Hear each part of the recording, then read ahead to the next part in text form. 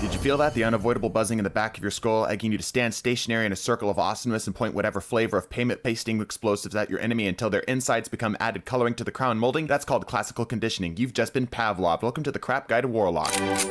When the Hunter's in shock and the Titans get rocked, it's time to call the Warlock. Warlocks are spellcasting archetype of D2. That means that rather than relying on punching or the Rudy Tooty McShooty, you possess the power of arithmetic and space magic. And while that may earn you the title the Fireteam's nerd, just like a Titan around an unguarded box of crayons, your dress-wearing Space Magic Johnson cosplay can annihilate anything just from thinking about it too hard. While the other classes put focus on shooting, stealthing, punching, or fisting, you gain the powers of casting fuck everything in that general direction. Your main flavors of intergalactic alien genocide are the Spirit Bomb, White Mage with the Flamethrower, Ice Baby, and Power!